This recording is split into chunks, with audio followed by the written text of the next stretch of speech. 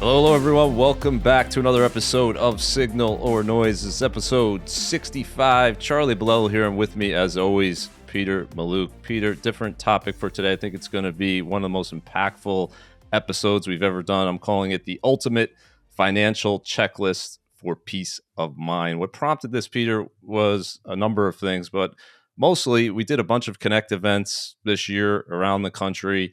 And in talking with people after the event, talking with clients of creative planning, the number one thing that people would talk about in terms of their relationship or creative planning was when they had lost a spouse or lost a loved one, lost a parent, and how we navigated them through that difficult time period. And I just thought, wow, that's really, really meaningful for these people. Everyone should have an idea of what this checklist should be, even if they don't have an advisor, what to be thinking about in terms of what to have, because really this creates peace of mind for you, peace of mind for your loved ones. And not everyone has this. Often you have a situation. There was this article in the Wall Street Journal recently where a woman, she was in her early 80s, her husband had died unexpectedly in his sleep, and he handled a lot of the finances, pretty much everything. And this is a story, Peter, as you know, that's pretty common. Usually one spouse handles the financial responsibilities, and a lot of times the other spouse doesn't want to be involved or doesn't like that part of things, and they're just not interested in it. And then you have this situation when that spouse who was handling everything passes away. Well, now you have a problem. So it took her over a year to kind of untangle this. And this is not an uncommon thing. Unfortunately, you have a lot of people, Peter, in the country without just basic estate planning documents. And we'll talk about in a little bit what documents you should have at a minimum. But 31% of Americans have a will, and that's a pretty low number. But 55% of Americans have no estate plan at all. And I know you started your career as an estate planning attorney. You've seen this in your experience. Why do you think so many people are putting this off?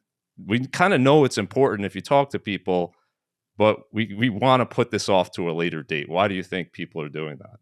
Well, I think it's a couple of reasons. I think one, a lot of people don't do anything that they don't have to do. That's just like one thing, or they need to feel a sense of urgency. So if they're not, very, very sick. And third, a lot of people don't want to confront reality. Reality is we're all going to die. And a lot of people feel like if they set up a will or a trust, that it's some, affirmation that, we're mortal and we're going to pass. I mean, the reality is obviously every single person needs to have an estate plan that's an adult, because unfortunately, every single person is going to die. And if you don't have an estate plan, the government has an estate plan for you, and that estate plan is a disaster. So you have to take that power back in your own hands and make sure that you get that will or trust done. Absolutely. And if you look at some of the reasons, what are people waiting for in terms of creating that urgency? Well, of course, number one on that list, Peter, would be you get a medical diagnosis or a health concern to kind of scare you into it, or you see a death of a loved one to kind of remind you of, okay, this is a possibility. But you really don't want to wait for that to happen, do you? Yeah, definitely not. Like if you think about, first of all, you don't even want to be doing this when you're not feeling well, when you're sick. I mean, you should be focused on your health, on your family, on other things. I always feel terrible for people that are getting documents done at the worst times in their lives. I'm started as an estate planning attorney. I've personally drafted thousands of wills and trusts, and the worst case scenario is always doing it with somebody who was just terminally ill. And it's the worst time for someone to have to make those decisions. And so, and a lot of people, they're thinking about themselves. Think about your family too. The family doesn't want to deal with these decisions. They want to focus on you and your health and all of everything else they're dealing with. They don't want to have to be making these monumental decisions during the most stressful time of their lives. Sure. So keep this as a reminder, Peter. You posted this on X. If you're listening to this, it's a visual with a saying, "Don't forget that you're going to die." And you said, have found keeping this in my mind helps with decision making, priority, peace, and gratitude. Not to say you need to be thinking about this every day, Peter, but at least consider that It's a fact. We're all going to die. And once you set this up, once you complete this checklist that we're going to talk about, then you don't have to think about it anymore. I think that's the main real goal. The main benefit is not so much that you have to talk about your own mortality, but you have to prepare for it. And once you do, then you really don't have to think about it. You can enjoy your life knowing you have this set in place. Yeah, I mean, do yourself, do your family a favor, spend an hour with an attorney, get these documents done, go back, sign them, and move on about your business. But then, in the event of a healthcare issue, financial issue, incapacity, or death, all the decisions have been pre-made. No one's going to court to fight about it. And I'll tell you this too, as someone who's again drafted thousands of estate plans, if there's a married couple, the person that dies is the one that knows what's going on all of the time, right? And so the survivor, don't leave that survivor without some very basic documents in place. Make it easy on your loved ones.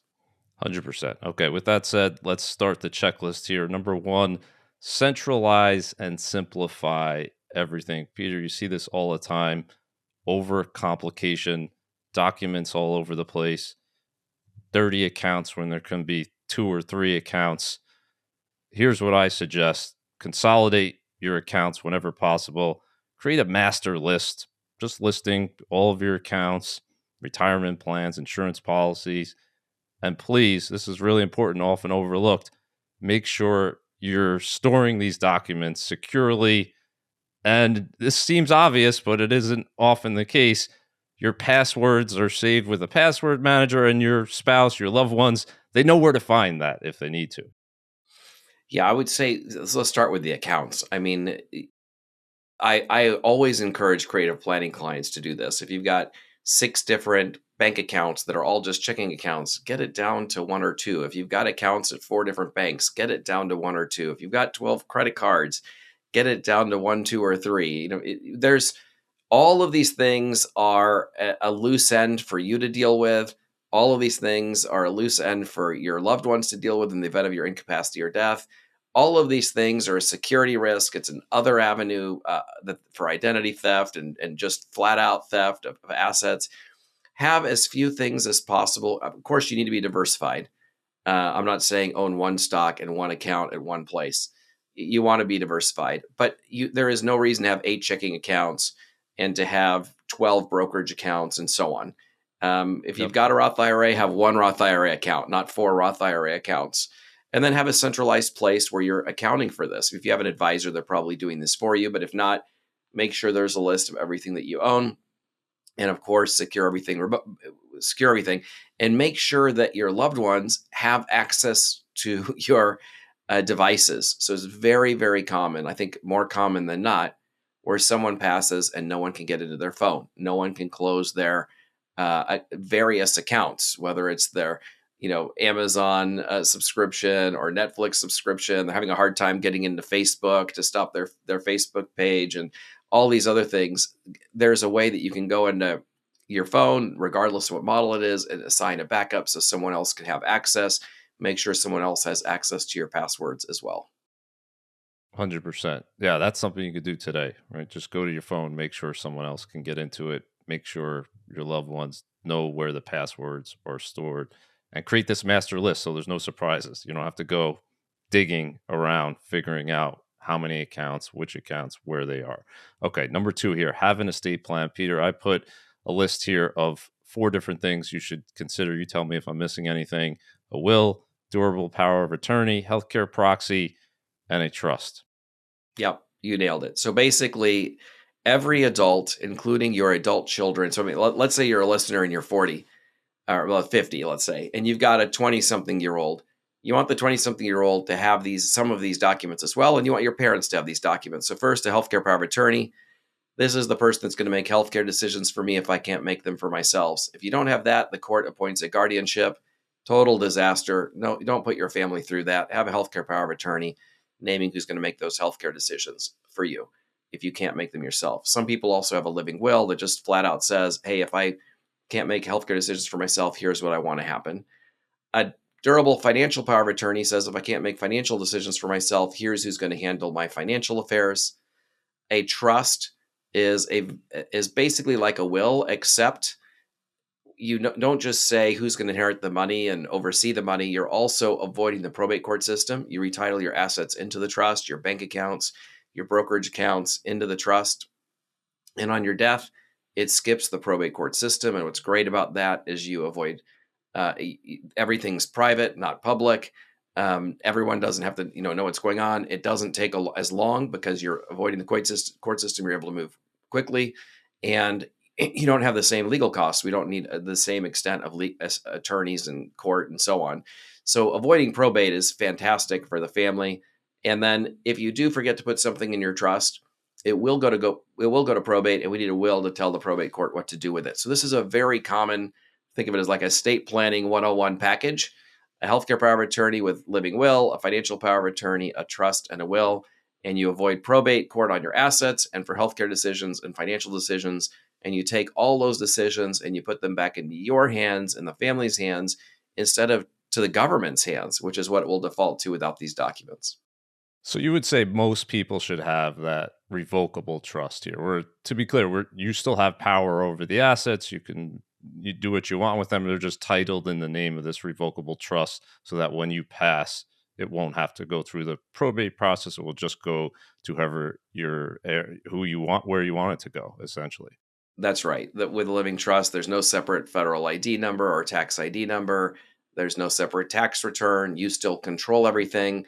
You're just basically saying, hey, instead of my real estate and investments and so on being owned by me, they're owned by this trust. In the event of my death, the trust goes on living, so it doesn't go through the court process, and the assets move to whoever I've named. And so private, quickly, and without the court involvement. Fantastic, fantastic, fantastic. So yes, most people should have a trust.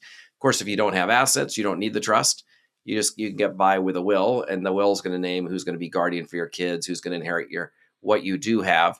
But the trust is for people that have other things like brokerage accounts, real estate, so on.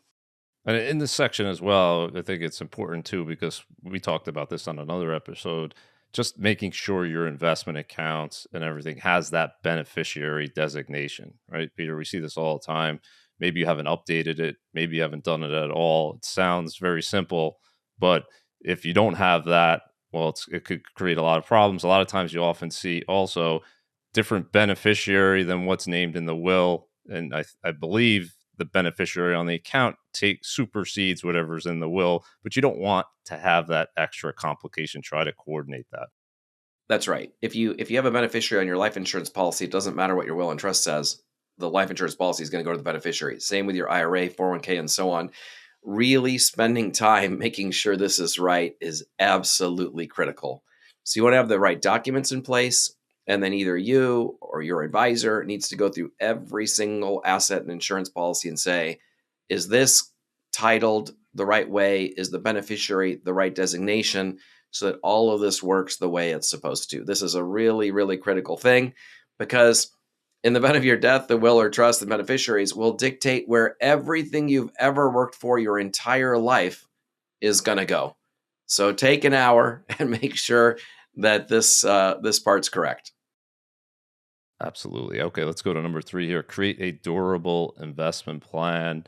And this is an important one because when one spouse passes or money is left to their heirs, it might not be clear what the intentions were. It might not be clear what the goals were. So laying that out, I think, pretty important here, Peter. Just having a clear philosophy in terms of why you're taking risks, what's the time horizon, what's the goals here, and explaining the asset allocation in plain English. Here's what we own, why we own it. In that Wall Street Journal story, she had found that the woman whose husband passed found that he had purchased one share of every S&P 500 stock, and she wasn't sure why did he do that, right? Because there wasn't that type of document around explaining it.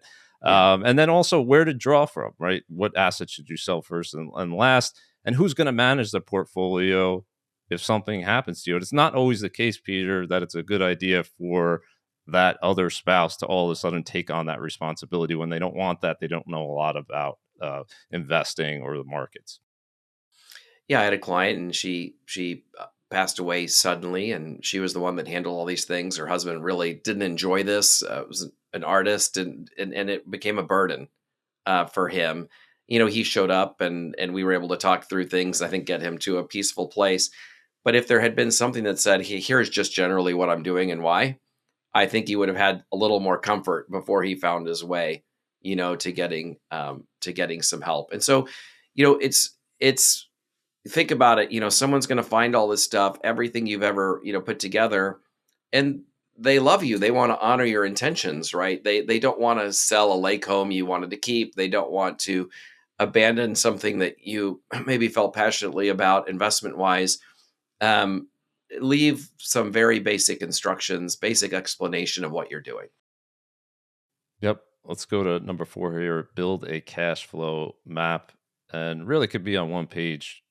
What's coming in, what goes out, and I just listed some things here, Peter. Social Security, pensions, annuities, insurance, investment income, and then what are the expenses? Because we know usually one spouse pays the bills, the other spouse doesn't, and they don't. It sounds simple, but not everyone knows what are my monthly expenses. What will I need to live on? Yeah, I find that a lot of times when people pass and we're meeting somebody for the first time, the way we're getting there is you just a little bit of detective, right? So obviously the tax return gives you a lot of clues. So you get a tax return and you start to go through. Here are all these things that create taxable income. You try to look for an old net worth statement or financial plan, or maybe they applied for a loan and they had to write some things down.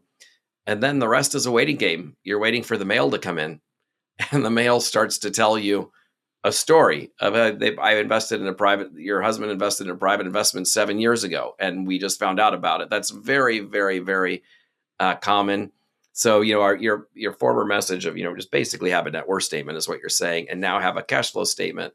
Just something that says, here's the stuff I own, and here's where the income's coming from. Here's money I owe, and here's payments we make every month. Um, this part we could piece together with some detective work, but it causes an enormous amount of stress if it's not just there in front of for the survivor to deal with.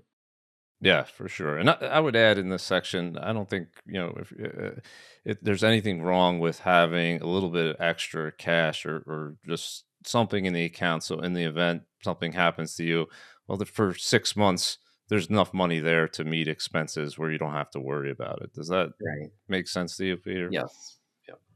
Okay, let's go to number 5 here. Write or record instructions. This is a kind of a new thing that more people are doing. I think it's a great idea where essentially you're recording a short video or writing a note to your loved ones explaining where everything is, who to call, how the bills are paid, all the essential stuff. Do you advise this, or clients of creative planning starting to do this?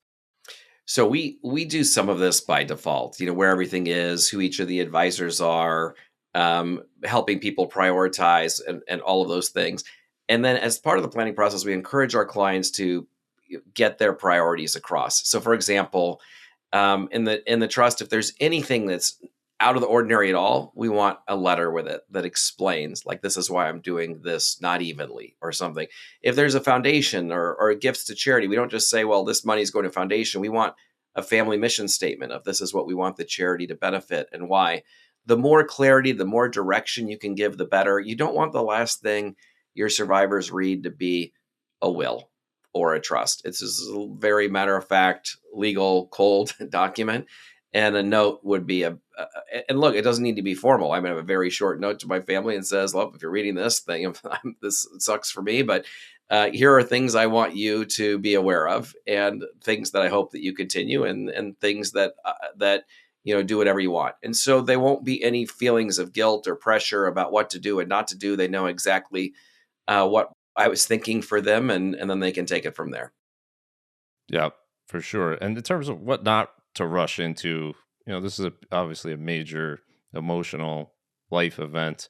What would be things people should consider not to rush into after the death of a loved one? Well, I tell people, don't make any investment decision of any kind for at least 6 months after the death. Don't invest in anything illiquid at all, like your friend's deal or anything like that, for at least a year. Don't make charitable gifts outside of the norm for a year. Don't buy things like annuities and so on that you're locked into for at least a year. Just take time. There's not a rush. Well, one key to financial success is avoiding the grand mistake, right? And so a lot of people come out of the woodwork in the event of an incapacity or death. It's unfortunate, but it's just the way it is. And so by just basically freezing things for a while, you can take the pressure off yourself. Yeah, absolutely. Great advice. Number six here, know your support team. So what we always say at creative planning, if when we have an annual view, try to get both spouses there attending it. Try to get them engaged. Know who your CPA is, your estate attorney, your insurance agent, and whenever possible, include your adult children in these conversations. That's right. I mean, knowing who to call is part of this, right? And I remember when was doing estate plans, when someone would get to me, they were very, very stressed out, and then I would help them figure out the other advisors they need to go to. I like it much better on the creative planning side of things, where more of a wealth manager, right? So they come in here, and we are the financial advisor, we are the investment manager, we're the attorney, and for many of our clients, we're the accountant. And so they really just call us, and we take care of everything. That's kind of the point of creative planning, is to be that family office that's even handling home, auto, umbrella, and everything else. But the reality is, there's thousands of creative planning clients that still have wonderful advisors that are outside of creative planning. They might keep their attorney because it's a great relationship. That's fantastic. Or their accountant because they do a great job. That's fantastic. Or have their insurance somewhere else. And we at least are aware of all of it and can help them coordinate all of these things. And I know that takes the pressure off of them a lot. Yeah, and it serves adult children at these connect events. I met many of them. The whole families would come, and oftentimes they would stress the parents how important it was to get their kids involved, right? To Yeah. give them some knowledge. This is what's going on. Assuming right, these kids are old enough to be responsible to handle thinking about this stuff. It could really go a long way to minimize disputes in the future and just helping their parents once they get to an age where they maybe can't do some of this stuff on their own. What's your thinking in terms of trying to, whenever possible, bring in uh, children into the equation? So I'm a fan of letting adult children know who the key advisors are and everything else. Now, whether there's total transparency around what trusts say and what financial documents say and what net worth is, that's very unique family to family. And you really don't want to monetize the relationship between generations either. So I think education about how to be a good steward of the wealth, what the expectations are of the wealth, who the advisors are, 100% of the time always should happen. How much further everyone goes from there, I think, is very family specific. Yeah, for sure. It depends on your child. You might have a child that's an investment wizard. And they could be the person that handles the power of attorney where you're giving them in charge of your investment related stuff. But you might have someone who is not interested or doesn't know about it at all. So it really depends on the situation. But know your team. Let's go to number seven here. Practice the handoff, because up until now, it's really just kind of preparing Peter for that event, but we're hoping then that things will work out. And what I like to say is don't wait, try to do it today. Try to practice this stuff today. So here are some things that I think people should consider. Switch the roles. Have if one spouse is paying the bills or handling that stuff, switch it for at least one paying cycle so they know how to do it. They feel comfortable. Walk through the checklist at least once a year. Ask each other, if I were gone, what would you not know how to do? And okay, I don't know how to do this. Okay, let's talk through how to do it. And the last point here, Peter, something I got from you that you often talk about: consider giving with a warm hand. Yeah, this is all great advice. And what you're basically saying across the board is, if you're in it with somebody else, a significant other of any kind, or adult kids, spouse, just keep people in the loop so that you can each cover for each other. You're each prepared to fill in the gaps if the other one is gone. Sure. What's this concept, giving with a warm hand, Peter? Yeah, that's my favorite part, right? So they give me, I always I love this, was give with a warm hand rather than a cold one. If you don't let, when you're gone, don't let everyone else have all the fun. If you've got a foundation, don't let them give all the money away. Enjoy giving some of it away yourself.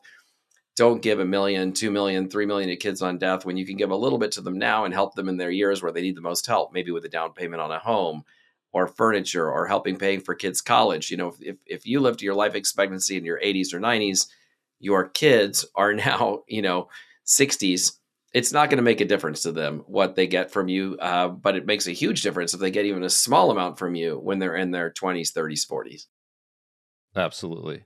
And this is the holiday season, Peter. People are giving gifts and give the gift of peace of mind. And I want to end with a quote from Jonathan Clemens here about that. Leaving behind a well organized life is a wonderful gift to your family. So consider that this holiday season as one of the gifts you could give is having a checklist like this. And it's really the goal is peace of mind. At Creative Planning, we can help you with this. So reach out to us if you're thinking about you don't have an estate plan, you don't have this type of checklist, you don't have a team you can rely on. We're here to help. We're in all 50 states and abroad as well. Over 385 billion in assets under management and advisement. So reach out to us today, creativeplanning.com/Charlie. Thanks everyone for joining us for the last Signal or Noise of the year. Hard to believe it, Peter. It's been a great year. We look forward to another great year in 2026. If you're not following us on YouTube, hit that subscribe button. We're also on Apple and Spotify. We'll see you next year